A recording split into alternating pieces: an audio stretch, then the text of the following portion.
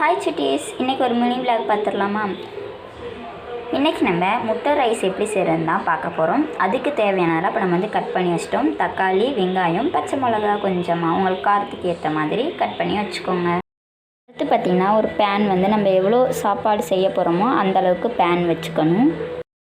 Pan heat ஏறினதுக்கப்புறம் ஒரு 3 to 4 table oil add பண்ணிக்கலாம்.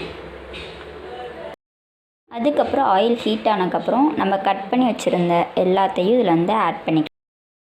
இப்போ ஆட் பண்ணிவிட்டு இது நல்லா பொன்னிறமாக வர்ற வரைக்கும் நம்ம இது எல்லாத்தையும் வதக்கி எடுத்துக்கணும். இப்போ இது நல்லா வதங்குறதுக்காண்டி நம்ம லைட்டாக சால்ட் ஆட் பண்ணிக்கலாம். நீங்கள் ரைஸில் சாப்பாடு உப்பு போட்டு பண்ணியிருந்தீங்கன்னா இதில் லைட்டாக போட்டுக்கோங்க. நாங்கள் ரைஸில் உப்பு போட மாட்டோம், அதனால் நான் கொஞ்சம் எக்ஸ்ட்ராவே போட்டுக்கிறேன். உப்பு போட்டு இதையும் நல்லா இது பண்ணிக்கலாம்.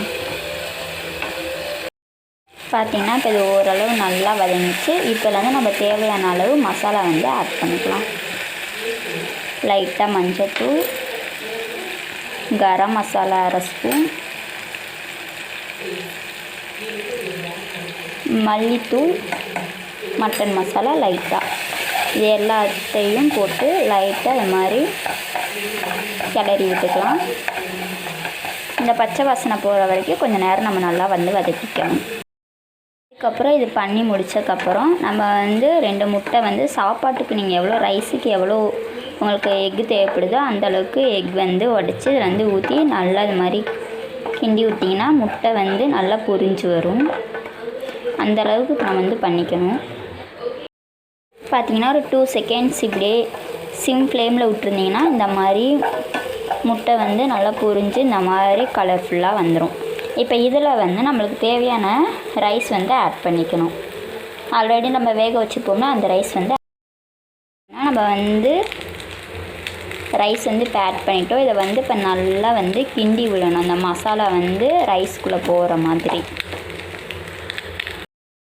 பார்த்திங்கன்னா இப்போ ரைஸ் அந்த மசாலாவோட நல்லா இதாகி இப்போ பார்த்திங்கன்னா சாப்பாடு ரொம்பவே சூப்பராக ரெடி ஆயிடுச்சு.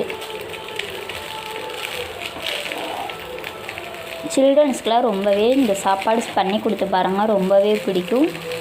சீக்கிரமாகவே செஞ்சிடலாம், நிறையாவும் சாப்பிடுவாங்க. நீங்களும் இதை ட்ரை பண்ணி பார்த்துட்டு எப்படி இருக்குன்னு சொல்லிவிட்டு கமெண்ட் பண்ணுங்கள் மறக்காமல்.